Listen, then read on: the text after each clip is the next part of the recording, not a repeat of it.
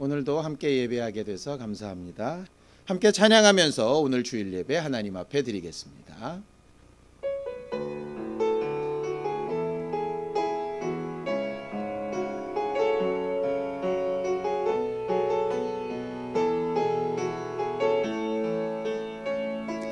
아무도 예배하지 않는 그곳에서 주를 예배하리라.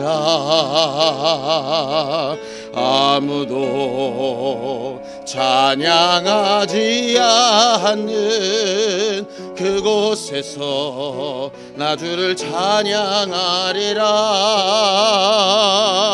누구도 헌신하지 않는 그곳에서 주께 헌신하리라. 누구도 증거하지 않는 그곳에서 나 주를 증거하리라. 내가 밟는 모든 땅 주를 예배하게 하소서. 주의 보혈로 덮어지게 하소서. 내가 선이고 주의 거룩한 곳 되게 하소서. 주의 향기로 물들이소서.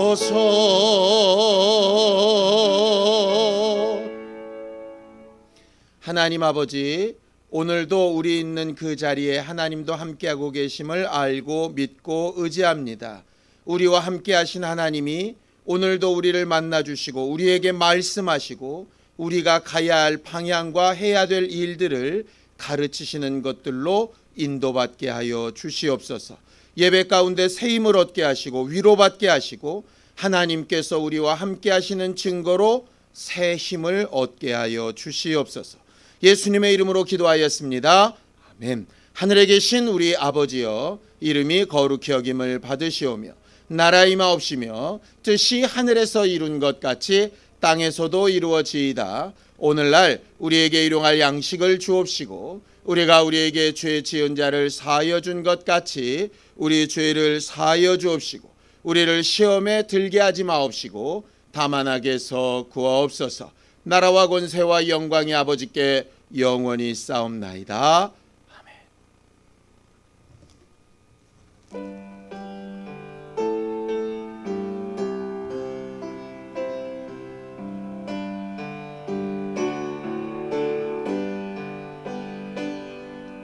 내 주를 가까이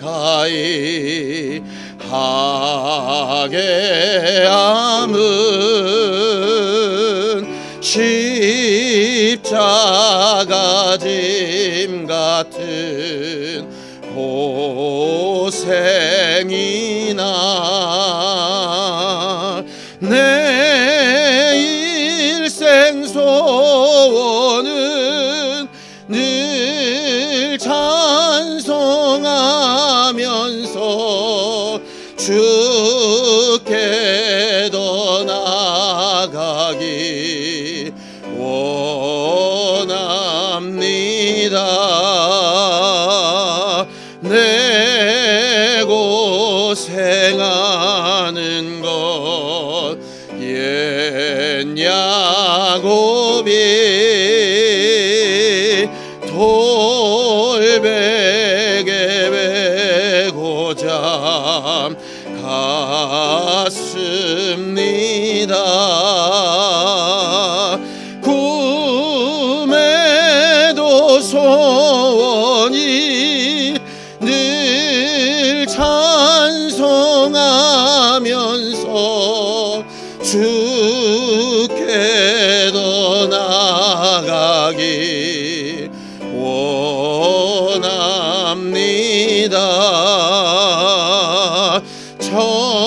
천성에 가는 길 험하여도 생명길 되나니 은혜로다. 천사 날 부르니 늘 찬송하면서 주께 더 나아가기 원합니다.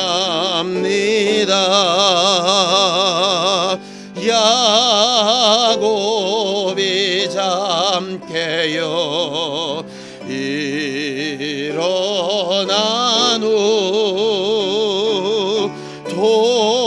돌단을 쌓은 것 본받아서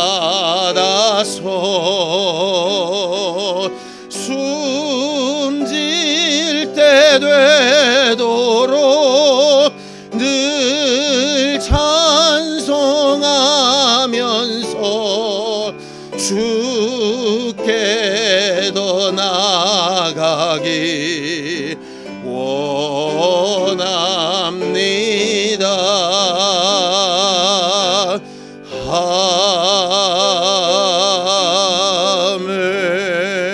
아멘.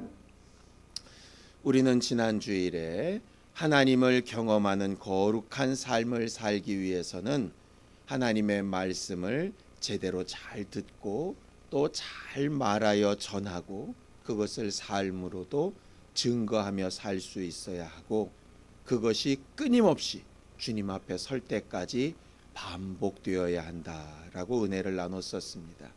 과연 지난 한 주간 동안 그렇게 하나님 앞에 묻고 답을 들으며 하나님의 인도하심을 얻고 제대로 말하고 듣는 그런 삶을 살았었는지 우리 자신을 좀 잘 돌아보고, 우리의 욕심이나 급한 마음 때문에 초월하고 건넘었던 것들을 회개하며 오늘 예배 가운데에도 하나님과 깊은 교제가 있는 귀한 시간이 될 수 있도록 합심 참여하며 함께 기도하겠습니다.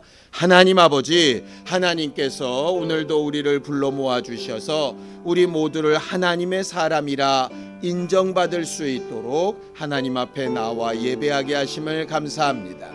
하나님은 온 천지에 충만하신 분이고 우리가 어디에 가서 무엇을 하든 우리를 보고 계신 하나님인 것을 압니다.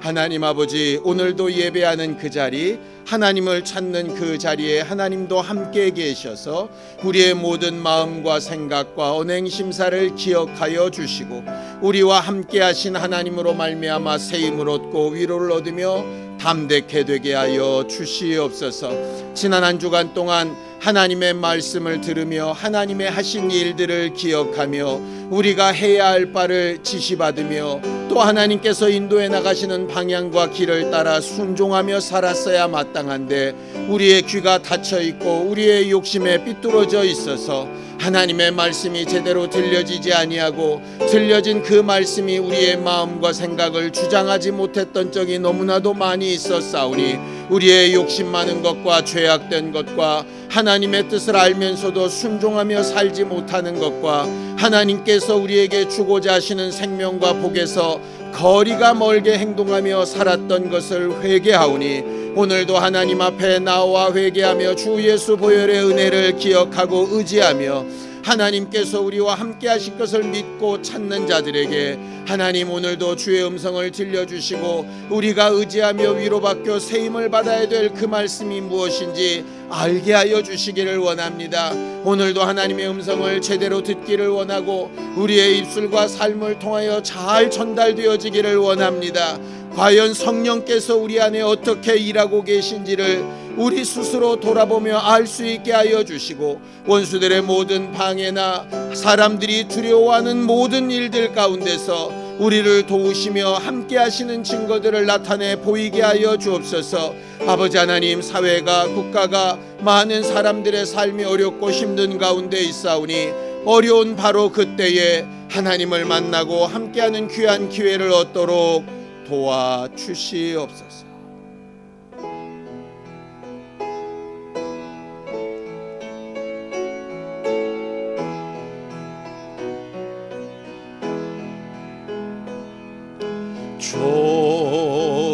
좋으신 하나님, 좋으신 하나님, 참 좋으신 나의 하나님,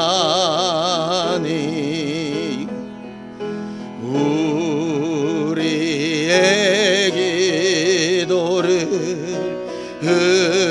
응답해 주시는 참 좋으신 나의 하나님,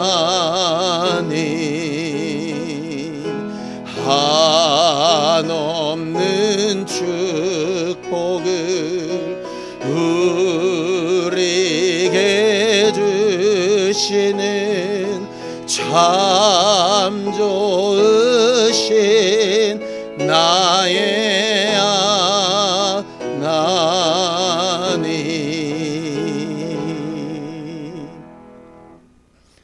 하나님 아버지, 오늘도 하나님의 말씀을 전하러 섰습니다. 하나님의 말씀을 잘 말할 수 있게 하시고 성령께서 보증하시고 도우시는 말을 전하게 하여 주시옵소서. 듣는 모든 성도들에게도 하나님의 말씀을 잘 듣고 깨닫고 삶에 적용시킬 수 있도록 성령께서 감동하시고 인도하시고 가르쳐 주시옵소서. 믿음으로 헌금한 손길들 위에 복을 주시고 저들이 하나님을 사랑하여 마음 먹고 행하려고 하는 일들마다 하나님께서 후원하시고 도우시는 증거들이 나타나도록 함께하여 주시옵소서. 예수님의 이름으로 기도하였습니다. 아멘. 하나님의 말씀은 창세기 28장 10절에서 19절까지 말씀을 함께 합독하겠습니다. 창세기 28장 10절에서 19절까지 말씀을 함께 합독하겠습니다. 함께 읽습니다. 시작. 야곱이 브엘세바에서 떠나 하란으로 향하여 가더니 한 곳에 이르러는 해가 진지라. 거기서 유숙하려고 그곳에 한 돌을 가져다가 베개로 삼고 거기 누워 자더니 꿈에 본즉 사닥다리가 땅 위에 서 있는데 그 꼭대기가 하늘에 닿았고 또 본즉 하나님의 사자들이 그 위에서 오르락 내리락 하고 또 본즉 여호와께서 그 위에 서서 이르시되 나는 여호와니 너의 조부 아브라함의 하나님이요 이삭의 하나님이라. 내가 누워있는 땅을 내가 너와 내 자손에게 주리니 내 자손이 땅의 티끌같이 되어 내가 서쪽과 동쪽과 북쪽과 남쪽으로 퍼져갈지며 땅의 모든 족속이 너와 내 자손으로 말미암아 복을 받으리라. 내가 너와 함께 있어 내가 어디로 가든지 너를 지키며 너를 이끌어 이 땅으로 돌아오게 할지라. 내가 내게 허락한 것을 다 이루기까지 너를 떠나지 아니하리라 하신지라. 야곱이 잠이 깨어 이르되 여호와께서 과연 여기 계시거늘 내가 알지 못하였도다. 이에 두려워하여 이르되 두렵도다 이곳이여 이곳은 다름 아닌 하나님의 집이요 이는 하늘의 문이로다 하고 야곱이 아침에 일찍이 일어나 베개로 삼았던 돌을 가져다가 기둥으로 세우고 그 위에 기름을 붓고 그곳 이름을 베델이라 하였더라. 이 성의 옛 이름은 루스더라. 아멘. 우리는 최근 들어서 어디에나 계신 하나님 앞에 예배하는 것을 잘 훈련받고 있습니다. 예배당에만 계신 하나님이 아니라 우리가 예배하려고 마음 먹고 준비하고 있는 그 자리에 하나님도 함께하고 계시다 하는 것을 우리가 잘 알고 있지요. 성경은 예레미야 23장 24절에 하나님을 가르쳐서 천지에 충만하신 하나님이라고 이렇게 말합니다. 지구의 대기권 안에서 공기가 없는 곳을 찾을 수 없죠. 그것처럼 하나님은 어디나 계신 하나님이십니다. 어디나 계신 그 하나님이 우리의 모든 언행 심사를 다 알고 계시기 때문에 하나님 앞에 감출 것도 없고 피할 것도 없는 게 우리의 인생이라고 믿고 생활하는 것이 바로 신앙생활이죠. 신앙생활하는 사람과 일반적인 사람의 다른 점이 뭘까? 굳이 하나를 이야기하자면 신앙생활하는 사람들은 아마도 감시하는 눈 하나를 달고 사는 사람들이라고 생각하면 좋을 것 같습니다. 요즘 세상은 우리가 어디 가서 뭘 하든지 카메라가 우리를 지켜보고 있는 걸 알게 됩니다. 평상시는 전혀 느끼지 못하죠. 그런데 요즘같이 이런 질병으로 어려운 때든가 아니면 어떤 사건 사고가 났을 때 보면 사방에서 우리를 찍고 있는 모습들이 이렇게 드러나는 걸 보게 됩니다. 신앙생활은 보이는 카메라가 아니라 보이지 않는 하나님의 눈빛을 의식하면서 사는 삶이라고 보면 좋을 것 같습니다. 그래서 어떤 경우에는 굉장히 안심되기도 하고 어떤 경우에는 굉장히 불안하기도 하죠. 불안한 이유는 간단합니다. 드러나지 않았으면 좋았는데 카메라로 다 찍고 있으니 드러나는 경우이죠. 안심되는 경우는 나만 혼자 있다고 생각했는데 어느 누군가 나를 지켜보고 있었고 그것이 나를 어느 순간에 보호할 수 있는 존재가 되면 그렇게 됩니다. 차량에 블랙박스들이 많이 달려있죠. 이전처럼 굳이 목소리 높여서 싸울 필요가 없습니다. 왜냐하면 차에 찍혀있는 그 영상만 보면 누가 먼저 잘못했는지 목소리 크지 않아도 금방 드러납니다. 그게 없었을 때는 목소리 큰 사람이 왕이었죠. 나이 많은 사람이 왕이었고요. 그런 말할 수 없는 시시비비들을 그 눈빛이 가려주게 됩니다. 누가복음 12장 2절에 보면 감추인 것은 드러나지 않을 것이 없다. 하나님께서 반드시 드러내시게 할 거다 라고 이렇게 이야기합니다. 지난주에 우리나라를 아주 휩쓸었던 아주 어마무지한 사건이 있었습니다. 코로나 바이러스가 최고인 줄 알았더니 그것보다 더 악하고 한심한 일들이 벌어졌었죠. 그렇게 한심한 일들을 그런 사람들은 왜 그렇게 할 수 있었을까? 이유는 딱 하나밖에 없습니다. 안 잡힐 거라고 생각하니까요. 남들이 모를 거라고 생각하니까요.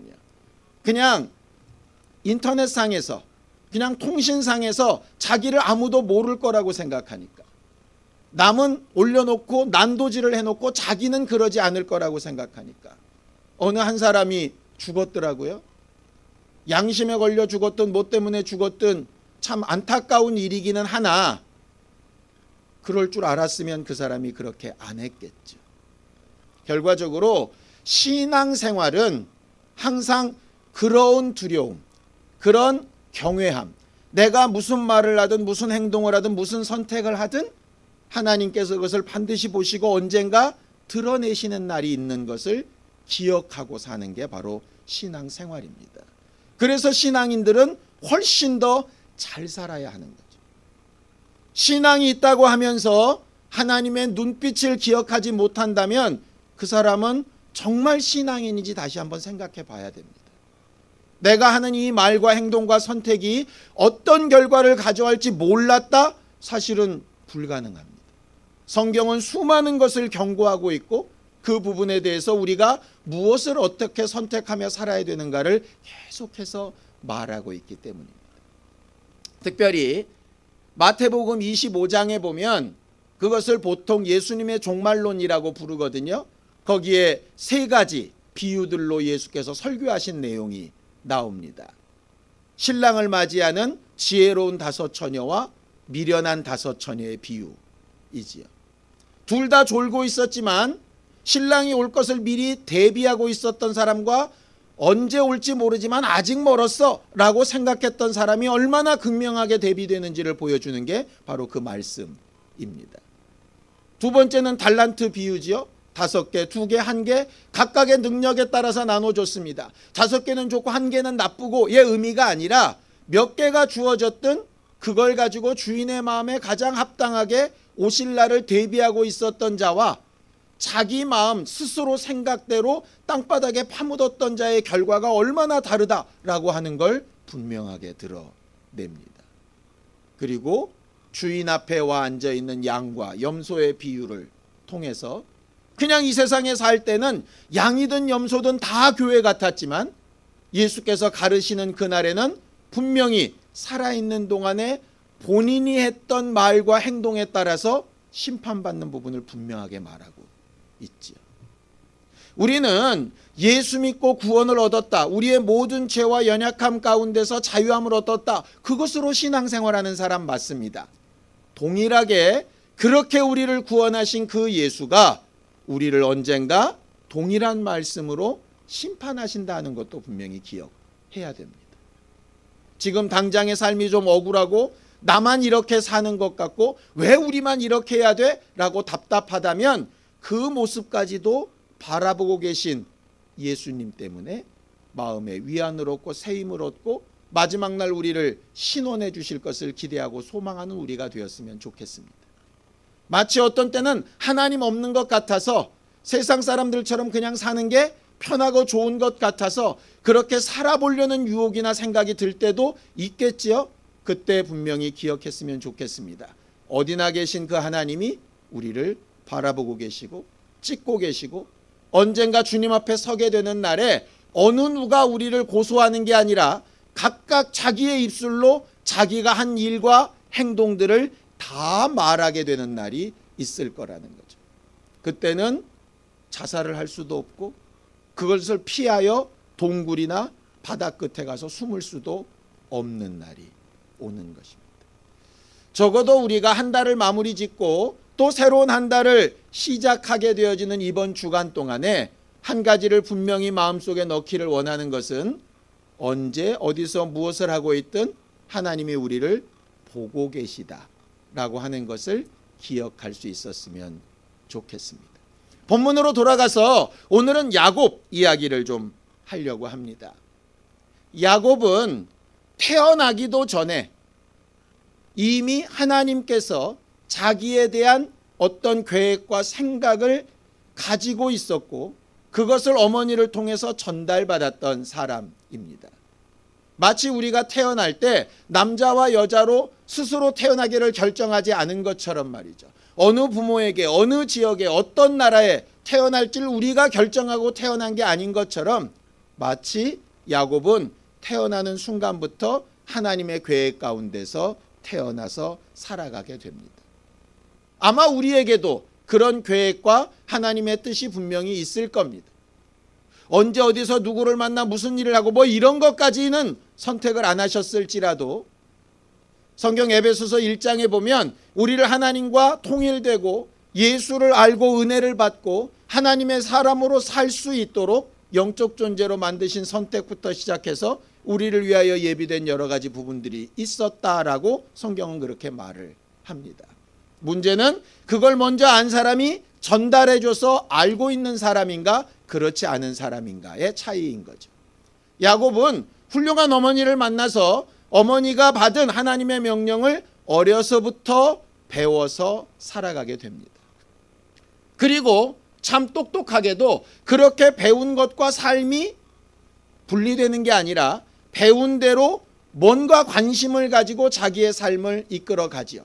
예를 들면 이런 겁니다. 지난주에 본 것처럼 열심히 수고해서 끓인 팥죽 한 그릇을 형에게 줄 때에 다른 것을 요구하는 게 아니라 말도 안 되는 장자의 명분을 요구하는 것 같은 거죠. 그 사건 하나만 봐도 야곱의 머릿속에는 얼마나 엄마가 심어준 자기 인생의 목표, 장자로서의 축복권이 자기 안에 들어와 있었던가를 알게 됩니다. 대부분 많은 사람들이 어려서부터 부모에게 좋은 선생님들에게 많은 좋은 교훈들을 듣습니다. 그런데 그런 게 별로 삶에 영향을 안 미치는 경우가 많지요.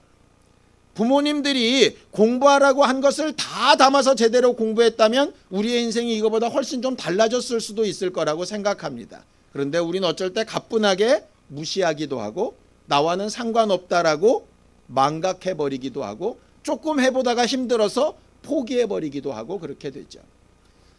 야곱은 한 가지 독특한 특성이 있는데 좀 집착 같은 겁니다. 그것이 옳다고 여기고 그렇게 되어야 한다고 생각하면 수단과 방법을 가리지 않으면서라도 그 일에 도전하는 자세가 있었습니다. 그게 꼭 좋으냐? 그건 이제 나중 문제고요. 자기에게 주어진 목적대로 최선을 다해서 열심히 하는 사람인 것만큼은 분명합니다. 그런 야곱에게 굉장히 두려운 일이 하나 생기죠. 아버지 이삭은 자기 아내에게 온 하나님의 명령을 못 들었는지 인정을 안 했는지 여전히 장자권을 에서에게 넘기고 싶어 합니다. 그래서 이삭이 이렇게 얘기를 하죠. 내가 나이 많아서 곧 죽게 될 것 같은데 이제 에서 너를 장자로서 내 후계자로서 충분히 축복했으면 좋겠다. 그러니 나가서 사냥해서 내가 좋아하는 요리를 만들어다가 나를 기쁘게 하고 내가 그 기쁜 마음으로 너를 충분하게 축복할 수 있도록 그렇게 하라 라고 에서에게 명령을 합니다. 그 이삭의 말을 누가 듣느냐? 리브가가 듣죠. 리브가는 고민에 빠졌습니다. 에서가 축복을 받으면 안 되는데 하나님은 분명히 야곱이라고 하셨는데 이걸 어떻게 하지? 자기 나름대로 머리를 쓰고 고민을 합니다. 저는 이런 생각이 들었습니다. 하나님께서 분명히 그렇게 정하셨다면 하나님이 정하신 때에 하나님이 정하신 방법으로 하나님이 얼마든지 일하실 수 있지 않았을까?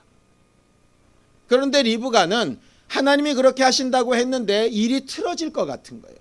그러니까 자기가 뭔가를 해야 되겠다고 생각을 한 겁니다. 나쁘다는 생각은 들지 않습니다. 단지 이삭이 기도해서 쌍둥이를 가졌을 때 쌍둥이가 뱃속에서 막 싸우니까 리브가가 다시 기도하죠. 그랬던 것처럼 이번에도 그냥 기도 먼저 했으면 어땠을까 하는 아쉬움은 남습니다. 이삭이 잉태까지만 하고 아이들이 싸울 때 기도 안 하니까 엉뚱한 선택을 하는 것처럼 리브가가 아이들이 서로 싸울 때는 기도했는데 에서에게 장자권이 넘어가는 순간에는 성경에 기도했다는 말이 없어요. 그냥 조급함에 아니면 뭔가를 해야 된다는 긴박감에 너무 급해서 자기의 방법을 사용하죠. 마치 아브라함과 사라가 둘 사이에서 자손이 있을 거라고 하나님이 약속하셨는데 25년 가까이를 기다리다가 도무지 안 되겠으니까 방법을 하나 생각해낸 것과 비슷합니다. 하갈에게 들어가서 이스마엘을 낳는 거죠. 하나님의 방법과 무관한 겁니다. 문제는 하나님의 방법과 무관한 것을 선택해도 결과적으로 하나님의 뜻은 이루어집니다. 이삭이 태어나는 것처럼 야곱이 장자권을 받는 것처럼. 그러나 잘못된 선택에 대한 결과가 여전히 남는다는 거죠. 용서받을 수도 있고 결과는 좋을 수도 있는데 과정상의 문제가 남아있다는 거예요. 예수 믿는 사람들이 가장 무시하는 부분이 이 부분 같습니다. 우리가 죄를 지을 수도 있고 거짓말을 할 수도 있고 잘못 행동할 수도 있습니다. 우리는 예수 믿기 때문에 예수의 보혈의 은혜를 의지해서 회개할 수도 있고 용서받았다고 간증할 수도 있고 또 이후로의 삶이 하나님께서 도우셔서 그 죄와 결과와 상관없이 뭔가 잘 되어져 갈 수도 있습니다. 그러다 보니까 모든 죄가 다 없어졌다? 모든 잘못이 다 괜찮다? 그걸로 인해서 상처받고 어렵고 힘들어하는 사람들은 여전히 남아있는데 자기 혼자만 자유하고 평안한 거죠. 그런데 그게 없어지느냐? 절대 없어지지 않습니다. 야곱이 어머니의 말을 듣습니다. 리브가가 이렇게 얘기하죠. 네 형이 축복받으면 안 돼. 네가 받아야 돼. 그러니까 빨리 가서 형 옷을 입고 내가 잡은 염소털을 팔에다 감아서 형처럼 흉내내고 들어가서 축복을 받아. 이렇게 리브가가 이야기합니다. 소위 모자 사기단이죠. 자기 아버지를 속이는 겁니다. 양심이 있는 야곱이기 때문에 이게 마음에 걸립니다. 성경을 좀 볼까요? 자, 창세기 27장 11절에서 12절입니다. 함께 읽습니다. 시작. 야곱이 그 어머니 리브가에게 이르되 내 형 에서는 털이 많은 사람이요 나는 매끈매끈한 사람인즉 아버지께서 나를 만지실진데 내가 내 아버지의 눈에 속이는 자로 보일지라 복은 고사하고 저주를 받을까 하나이다. 그렇게 이야기합니다. 너무나도 당연한 결과죠. 거짓말하게 되면 가슴이 쿵덩쿵덩 뛰는 것처럼 뭔가 잘못하려 그러면 이 다음에 어떻게 될까를 고민하고 걱정하는 것처럼 이건 너무나도 자연스러운 일입니다. 성경은 하나님의 말씀을 모르면 뭐가 율법이 된다고 되어 있냐면 양심이 율법이 된다라고 말을 합니다. 간혹 제 앞에서 이렇게 묻는 분들이 많이 있었습니다. 술을 취하지 말라 그랬지 언제 먹지 말라 그랬냐. 성경 어디에 담배 피지 말라는 말이 어디에 있느냐. 이런 얘기들을 가장 많이들 합니다. 좋습니다. 그런 말이 혹 없다고 칩시다. 그렇다면 여러분들은 예배 시간에 술 마셔가면서 예배할 수 있고 설교 시간에 담배 피면서 설교 들을 수 있습니까? 뭔가 캥기죠? 캥긴다면 잘못된 겁니다. 너무 간단합니다. 그런 법이 어딨냐? 목청이 높아질수록 결국은 뭐에 걸린다는 얘기냐면 양심에 걸린다는 얘기입니다. 하나님께서 우리에게 양심이라는 걸 주신 이유는 뭐냐면 하나님을 몰랐을 때에도 죄에 대해서는 뭔가 반응을 하게끔 만들어 놓으신 거예요. 문제는 리브가도 떨었고 야곱도 떨었습니다. 그런데 그렇게 떨리는 양심의 가책을 가뿐하게 넘어섭니다. 뭐 때문에 넘어서는 줄 압니까? 욕심 때문입니다. 잘못된 건 아는데 그래도 돼야 되는 거예요. 그렇게 하면 안 되는데 그래도 하고 싶은 거예요. 결과적으로 그게 죄입니다. 안 되는 줄 아는데 어쩔 수가 없었다? 아니요. 죄입니다. 연약함은 맞습니다. 그러나 죄입니다. 급하고 뭔가 이루고 싶은 마음이 앞서고 하나님의 방법을 초월하고 다 죄입니다. 많은 사람들이 이렇게 얘기합니다. 내가 무슨 죄가 있다고 교회 가면 맨날 죄 있다고 그러냐? 간단합니다. 욕심 있는 것 자체가 죄입니다.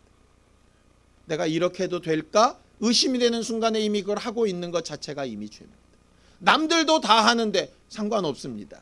남들이 아무리 다 해도 내 양심에 걸렸으면 죄입니다. 그 죄의 문제는 해결해야 되는 문제인 거죠. 야곱은 그것을 넘어섭니다. 한 구절이 나오는데요. 그 구절을 볼 때 야곱이 얼마나 심장이 쿵 떨어졌을까 이런 생각이 듭니다. 성경을 좀 볼까요? 22절입니다.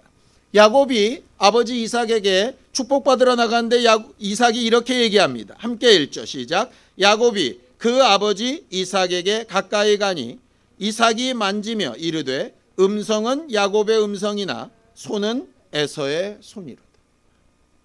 하나님께서 우리를 보실 때 입술로 고백하는 거는 저게 하나님의 자녀인 게 맞는데 삶을 보니까 아닌 것 같다. 모이는 모습으로 보면 교회 같은데 흩어져서 사는 모습을 보니 도무지 교회 같지 않다.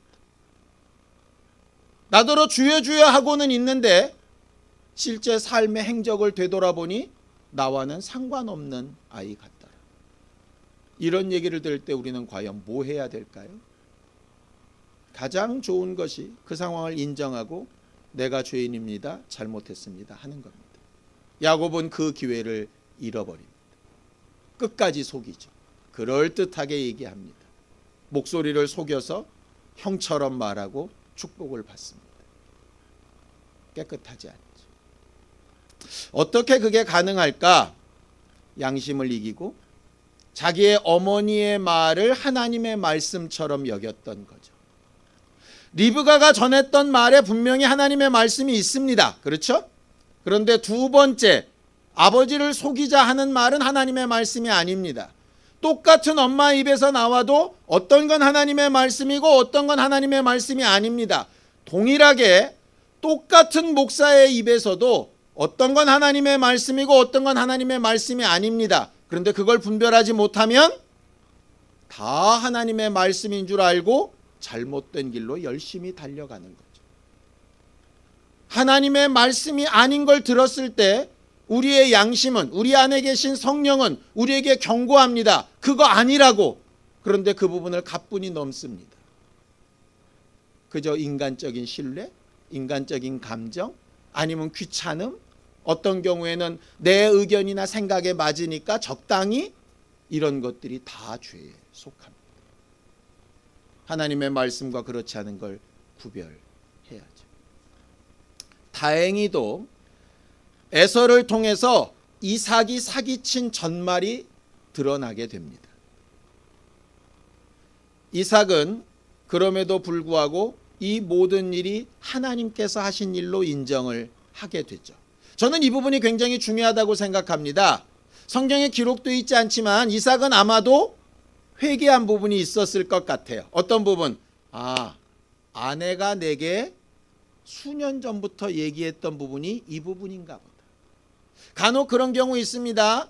믿는 아내가, 믿는 남편이, 믿는 자녀가, 믿는 부모가 계속 권면을 합니다. 귀등으로도 안 듣다가 어느 한순간 꽝 하고 사건을 만나게 되면 이런 고백을 하는 경우가 꽤 있죠. 이래서 그때 나에게 그렇게 경고했었나 보다.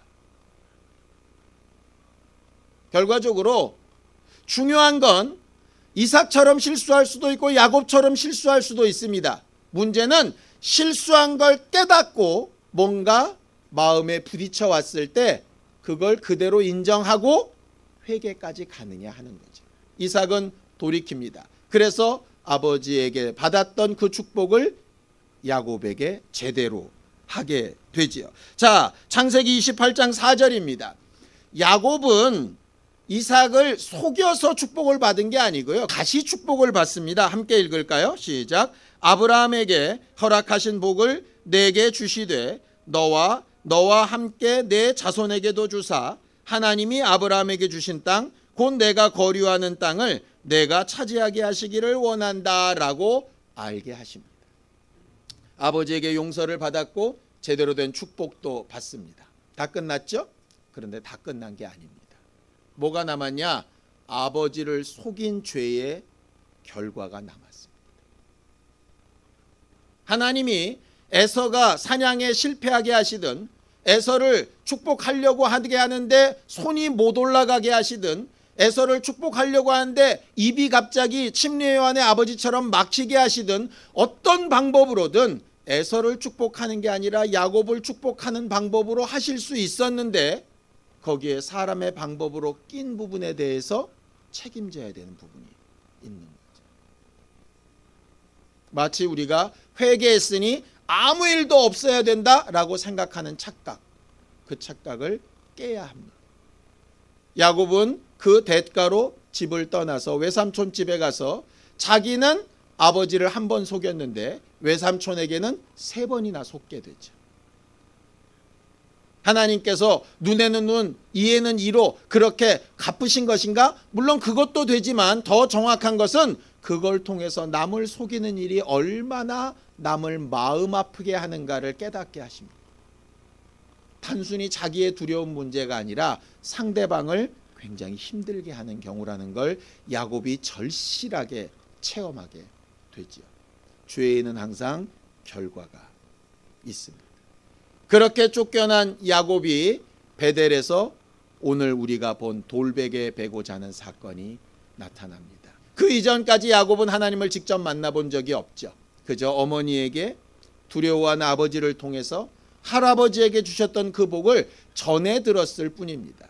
그런데 그날 저녁 광야에서 하나님을 직접 만나게 됩니다. 자기를 축복해주는 아버지도 없고 자기를 어떻게 하라고 가르쳐주는 어머니도 없고 아무도 없는 빈들에서 어떻게 해야 되나 고민하며 지쳐서 돌만 베고 잠들고 있을 때 하나님을 직접 만나게 되죠. 우리가 살아가면서 어렵고 힘들고 슬픈 일을 만날 때 하나님을 잘 발견하게 되는 경우들이 많이 있습니다. 마치 어두우면 어두울수록 빛나는 별을 잘 발견할 수 있는 것처럼 말이죠. 어두운 게 좋은 건 아닌데요. 밝은 빛을 발견할 수만 있다면 어둠이 참 좋은 과정이 될 수는 있는 것 같습니다. 병이나 고난이 좋은 건 아닌데 그걸 통해서 정말 좋은 성장과 변화를 할 수만 있다면 굉장히 좋은 과정인 것만은 사실인 것 같습니다. 문제는 뭐냐? 그렇게 어렵고 힘들고 어두운 때를 과정으로 만들 거냐? 결과로 만들 거냐의 문제이죠. 예수께서도 십자가를 지시고 무덤에 들어가 있는 것을 과정으로 통과하셨습니다. 그래서 부활의 영광으로 나타나셨죠. 만약에 죽음과 무덤이 마지막 결과물이라면 정말 절망일 겁니다. 우리의 일생을 절망 가운데 두지 말고 하나님을 만나는 경험을 할 수 있게 되기를 예수님의 이름으로 축원합니다. 그때 하나님께서 야곱에게 두 가지를 약속하십니다. 하나는 먼저부터 들어왔던 과거 조상에게로부터 전달되어 왔던 그 말이고, 또 하나는 야곱에게 앞으로 어떻게 하시겠다라고 하시는 말씀입니다. 성경을 비교해서 읽어볼까요? 13절 14절입니다. 함께 읽죠. 시작. 나는 여호와니 너의 조부 아브라함의 하나님이요 이삭의 하나님이라.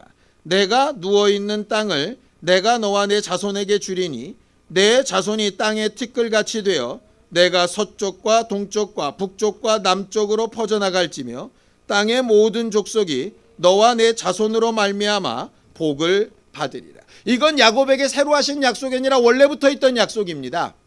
우리가 남들에게 전해 들은 하나님의 말씀들이 분명히 있죠. 누구는 이런 말씀으로 하나님을 만났다더라, 누구는 저런 말씀으로 하나님을 체험했다더라 하는 것과 마찬가지입니다. 근데 그것만으로 하나님을 경험했다고 보기 어렵습니다. 내게 하시는 하나님의 말씀을 들어봐야죠. 그게 15절입니다. 함께 읽죠. 시작. 내가 너와 함께 있어 내가 어디로 가든지 너를 지키며 너를 이끌어 이 땅으로 돌아오게 할지라. 내가 내게 허락한 것을 다 이루기까지 너를 떠나지 아니하리라 하셨습니다. 과거부터 들어왔던 내용과 달리 나에게만 하시는 주의 음성이 있습니다. 그걸 듣고 깨닫는 것이 굉장히 중요합니다. 우리는 지금까지 신앙생활에 오면서 많은 과거부터 해오신 하나님의 말씀을 듣고 배워 알았을 겁니다. 말씀을 듣고 예배한 이후에 그 다음에 세상에 나가서 살면서 우리가 반드시 들어야 될 말씀은 오늘 지금 이 순간 앞으로 어떻게 하나님께서 하시겠다고 하는 음성을 내가 듣고 보고 배워야죠. 우리가 큐티를 하는 이유가 그것 때문이고 주중에 또 말씀을 한번 생각해 보자고 하는 이유도 그것 때문입니다. 목사가 주중에 여러 가지 말들로 여러분들을 말씀으로 권면하는 이유도 그것 때문입니다. 옛말로 들으라는 것이 아니라 지금 앞으로 하나님께서 나에게 어떻게 하실 것이라고 말하는가를 듣고 좀 분별할 수 있으라고 하는 거죠. 야곱은 그 말을 들을 때 과거부터 온 말씀이니 뭐 당연한 거 아니야? 이렇게 여기는 것도 아니고 미래 앞으로 잘 되니 괜찮을 거야. 앞으로 뭐든지 다 잘 될 거야. 이렇게 생각하지도 않습니다. 과거부터 해오신 말씀과 앞으로 하실 일을 약속하셨으니 나는 지금 뭐 해야 되지? 이렇게 생각하는 거죠. 저는 이 말씀 준비하면서 되게 마음에 이렇게 좀 뻐근한 게 있었습니다. 하나님은 과거의 조상 때로부터 영원 전부터 이렇게 우리를 위하여 계획하고 역사에 오셨습니다. 또 앞으로 우리를 이렇게 인도해 나가실 겁니다. 그러면 우리는 과거부터 하신 하나님이 하신 일과 미래에 하실 일들을 믿고 의지하면 됩니다. 그리고 끝나버려요. 그런데 하나님이 요구하시는 건 과거부터 온 일과 미래에 될 일은 내가 할 테니까 너는 지금 뭐 할래? 라고 물으시는 것 같았어요. 우리는 지금 뭐 해야 되죠? 야곱이 선택했던 게 아버지 이삭처럼 회개하는 일이었습니다. 자, 17절입니다. 함께 읽습니다. 시작. 이에 두려워하여 이르되 두렵도다 이것이요 이것은 다름 아닌 하나님의 집이요 이는 하늘의 문이로다 했습니다. 여기 하나님의 집이라는 말 자체가 베델이라고 하는 말입니다. 벳이라고 하는 게 집이라고 하는 뜻이고 엘이라고 하는 말이 하나님이란 뜻이니까요. 그런데 이 베델이라는 이름이 그 자리만 베델이라는 얘기가 아니고요. 어디나 계신 하나님의 눈동자라고 하는 말입니다. 그러니까 이런 겁니다. 내가 이렇게 도망가면서 아무도 날 도울 수 없는 광야 한복판 나만 있는 이 자리에도 하나님이 사닥다리를 대셔서 나를 만나 주신 것처럼, 내가 아버지를 속였던 그 자리에도, 내가 팥죽 한 그릇으로 형에게 장자의 명분을 뺐을 때에도 하나님은 그 자리에 계셨겠구나. 근데 내가 안 계셨다고 생각하니까 감히 그렇게 할 수 있었구나. 그런데 지금 와 생각하니 너무나 두렵다. 이렇게 하는 거예요.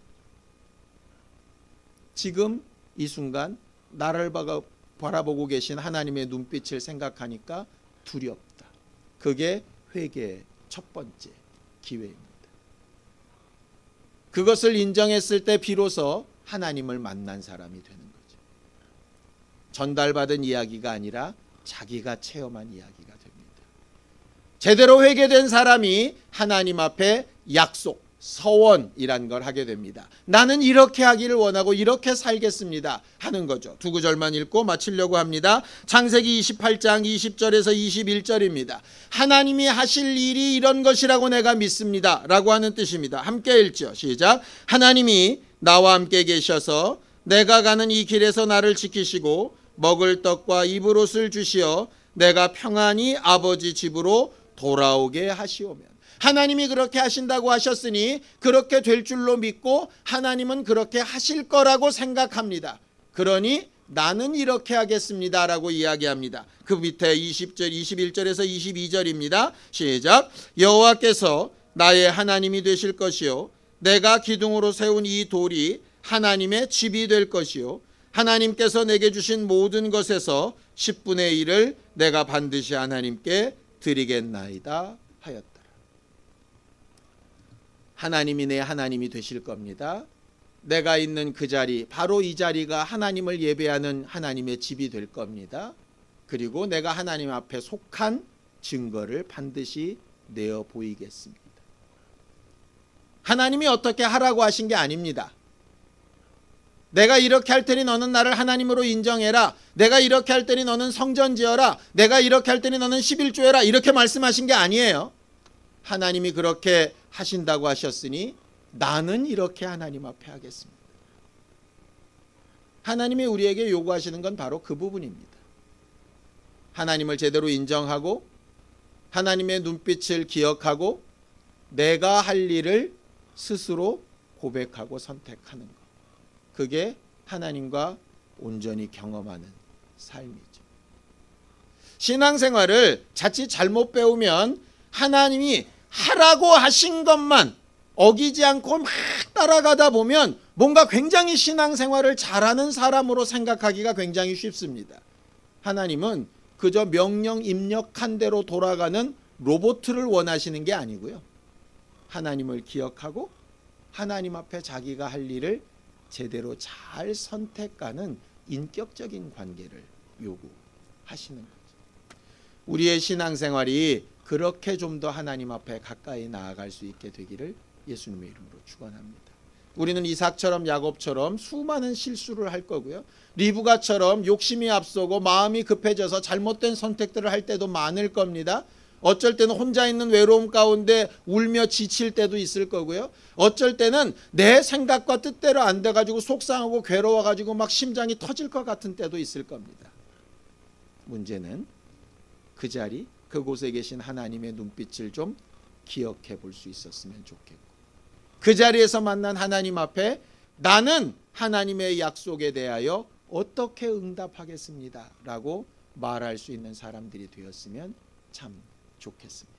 함께 기도하겠습니다. 하나님 아버지, 하나님께서 우리를 도우셔서 오늘도 하나님의 말씀이 우리 안에 있고 하나님께서 우리를 가르치시는 주의 음성으로 말미암아 우리가 어느 방향을 향해서 어떻게 행하여야 하고 하나님의 말씀과 응답을 언제까지 기다려야 하며 하나님께서 우리를 통하여 일해 나가시는 하나님의 증거와 역사를 기대하고 소망하는 사람들이 될 수 있게 하여 주시기를 원합니다. 하나님이 우리에게 주신 양심을 따라 죄악에 대하여 민감하게 반응할 수 있게 하시고 잘못되고 어그러진 부분들을 제대로 분별할 줄 아는 분별력과 지혜가 있는 사람들이 되기를 원합니다. 죄 가운데, 어둠 가운데, 근심 가운데 있을 때에 무엇을 어떻게 해야 될지를 하나님 앞에 묻기를 원합니다. 내 욕심이나 급한 마음 때문에 내 방법이나 내 생각으로 함부로 건너머서 하나님께서 바라시고 원하시는 목적과 전혀 상관없이 엉뚱한 선택을 하지 아니할 수 있도록 성령으로 도우시고 말씀으로 생각나게 하여 주시고,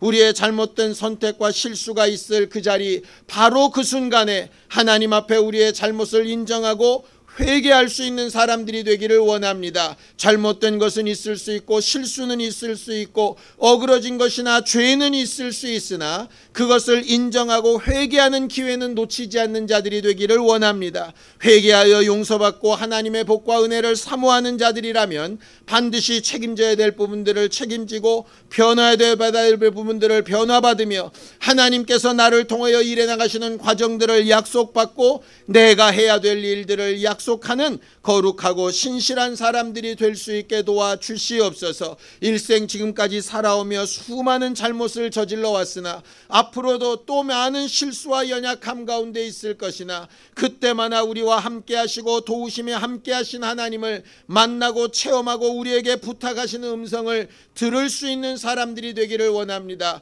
어렵고 힘들고 아플 때 낙심하여 주저앉지 않게 하시고 하나님께서 우리를 인도하시며 또 가르치시는 바대로 한 걸음씩 한 걸음씩 쫓아나아갈 수 있는 신령하고 거룩한 우리 모두가 되도록 인도하여 주시옵소서. 하나님 아버지, 우리를 도우셔서 하나님의 말씀이 우리 안에 우리 앞서 항상 움직여가게 하시고 어떤 선택, 어떤 결정, 어떤 행동 가운데에도 기도가 먼저 되어지게 도우시고 인도하여 주옵소서.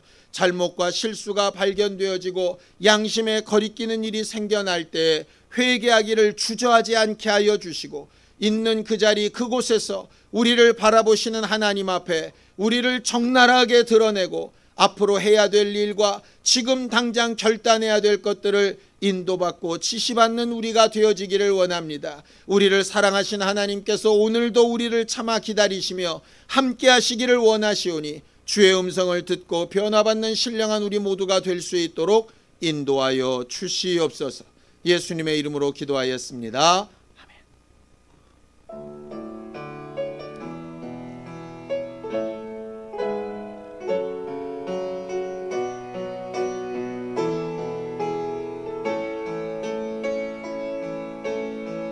이 시간 너의 마음속에 하나님 사랑이 가득하기를 진심으로 기도해 간절히 소망해 하나님 사랑 가득하기를.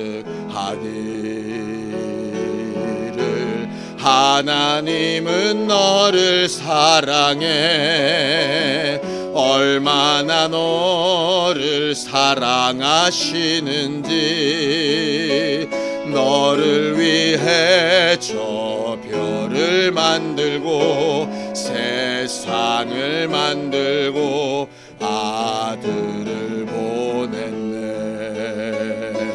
오래전부터 널 위해 준비된 하나님의 크신 사랑 나의 가는 길 주의 사랑 가득하기를 축복해. 힘든 일도 있겠지만 나 그때마다 늘 함께 할게. 하나님 보이신 그 사랑으로 나 또한 너를 사랑해.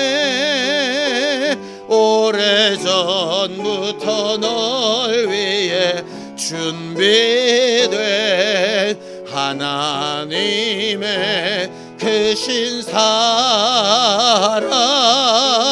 나의 가는 길 주의 사랑 가득하기를 축복해.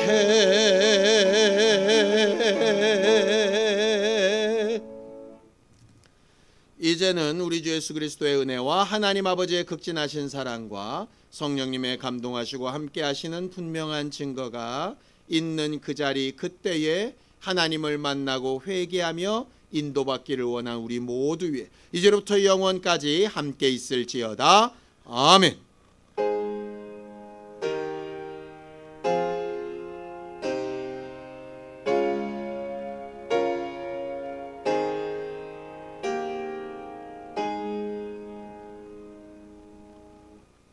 우리 예배 받으신 하나님 앞에 감사한 박수 끝내겠습니다. 수고하셨습니다. 감사합니다.